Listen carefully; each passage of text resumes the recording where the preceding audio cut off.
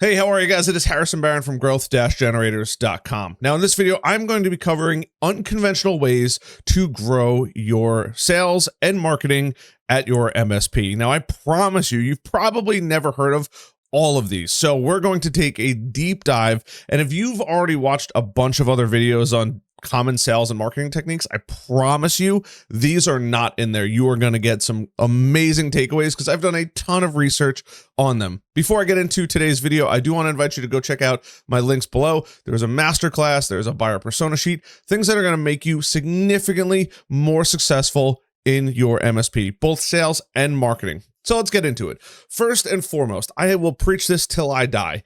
Specialized niches and getting into an interesting niche. Now, every MSP out there wants to be the best MSP for every customer, which is great, but that's not a reality for every single business out there. But what I can tell you is if you get really good at one industry, it becomes significantly easier to repeat that over and over and over again. So if you are focusing on dentists, law firms, accountants, even schools, some school districts or private school districts do need MSP services. And that's just to list a few of them. If you can figure out what kind of pain they're in or what kind of technology struggles they're having, and you can come in and provide those solutions for them, they are going to hire you, because you've already done the research. And once you get in with one company, it makes it so easy to replicate over and over and over again, because typically across the board, they all have the same pain points, the same issues, the same, a lot of times, technology. And this is where you can come in as a superhero, knock it out of the park for them, and just make it simple and repeatable over and over and over again. Before I get into point number two, I do want to mention something really quickly. Every super successful business has done something really well, and it's over and over and over again. Amazon sold books for a very long time. There are so many industries. Chipotle only sells tacos and burritos. It's a natural fit for it. So think about that as you go on. Once you figure out your niche and do something really, really well over and over and over again, take it to the next level and just focus in on that. Next is going to be if you're going to a conference. Now, there's tons of local conferences. It could be local to your town, local to your county, local to your state, or industry specific. All of them are really, really good. Now, you as an MSP can attend or exhibit. There's many times that I've gone to conferences where I've both walked the floor and had a booth where I would sit there and talk to people, because they don't know what they need, but they know that they need to go to XYZ location for more information. So that could be getting more information about, maybe it's an accounting booth or expedition. You go there and say, hey, we are the best MSP for accountants. We know Xero, we know QuickBooks, we know, PCI compliance, the list goes on and on. And when you could come in with that expertise, you immediately build know, like, and trust, the three things that get people to buy. So think about it. If you could attend and walk around and see what other people are doing, or you can exhibit, either way, it's really good. Make sure you carry business cards on you and get creative. Get something with maybe a QR code that people can scan just because you're in technology. Or if you get one of those little cards that have the RFID scanners on them, you just tap it to the top of the phone and there's the contact information. Really give them the opportunity to be mind blown. Next is going to be cold calling. And I know that cold calling is not the most sexy version of sales, and I've talked about it in the past, but I want to go one step further, and something I haven't mentioned in a previous video. Why not target people based on what they have or what they're currently using? We're in tech. We have more tools at our disposal than anybody else. If you're running dark web scans, run some dark web scans and see whose passwords might be out there. And just say, hey, by the way, I want to sit down with you for 10 or 15 minutes. There is a bunch of your employees' passwords or logins leaked online. Or I see that you're using XYZ emailing service. Or we see that you have a plugin on your website for ConnectWise or Enable, whatever it is. That's an easy way to just figure out a more narrowed market than just scraping leads online and cold calling them. It's a super effective way. I know not everybody likes to do it. It does take a bit of skill, but if you do go through and decide to do that, it's an easy way. And when you really target it down and spend a few minutes doing the research that's required to go find that person and understand that person's situation, it then becomes a million times easier for you to crush it for them and start that conversation on a positive note.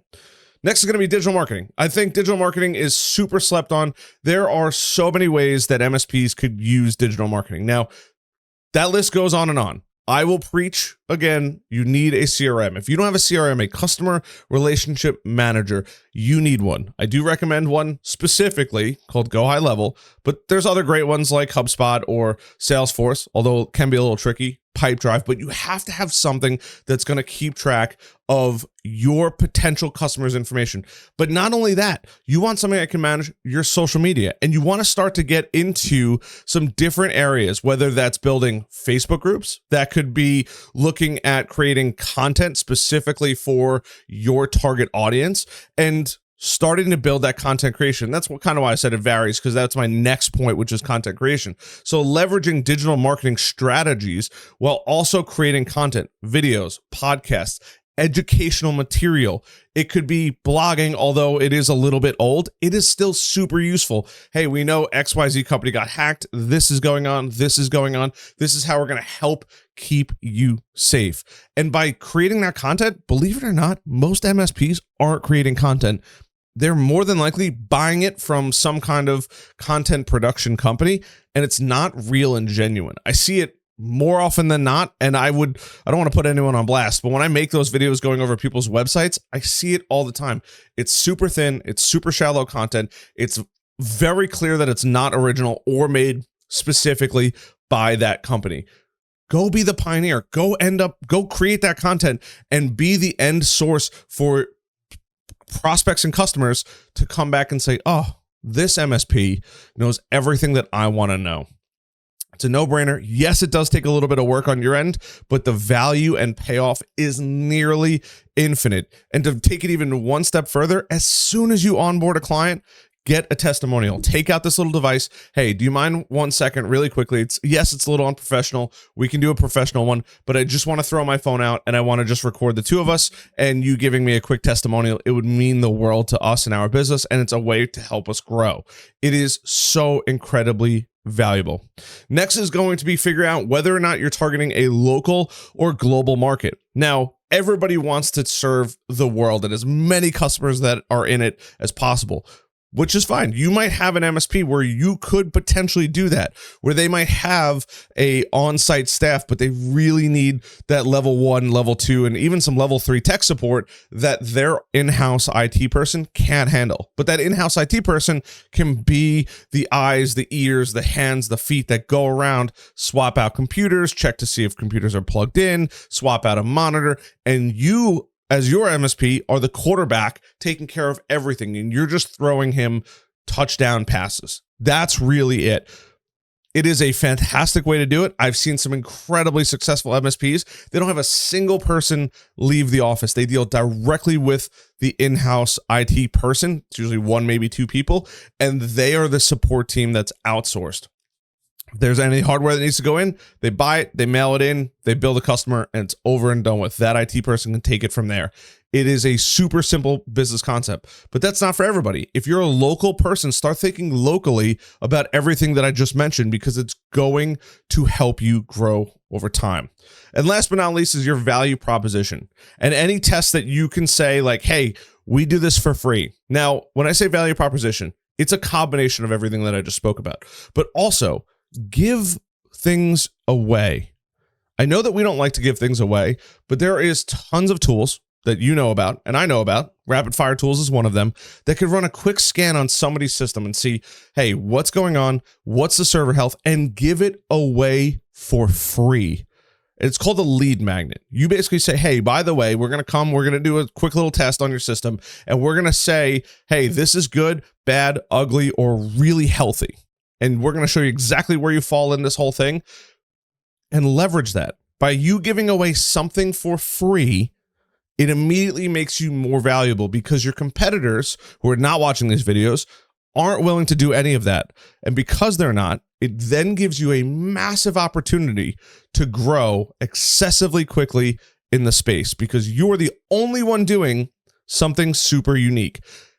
Think about what you could give away for free at little to no cost. There is something called a customer acquisition cost, a CAC. We use it a lot in marketing, but think about it in your MSP too. You have to have something in there that says, okay, for every $1,000 customer, I need to spend $300 or $400 on that acquisition.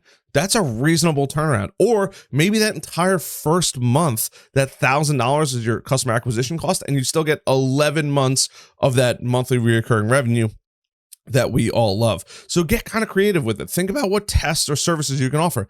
Maybe you're going to go in and clean up some people's computers. You run a quick hardware scan, you go in there, you run CCleaner, whatever else, task scheduler, go through the whole thing.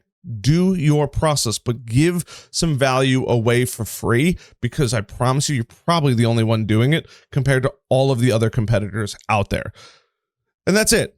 Those are some amazing ways that you could drastically change your approach in the MSP world. It is a fantastic world to be in. There are tons of experts out there, but have they ever tried the unconventional techniques that I just mentioned? Probably not. So I implore you to go out, try these, see how they work. And if you found something that you're like, this is a crazy idea, or I never thought about this and it works really well for me, I'm very curious to see what's working for other people out there. Leave me a comment down below. If you guys found value in this video, hit that like button and that subscribe button, and I'll see you guys later. Love you. Bye.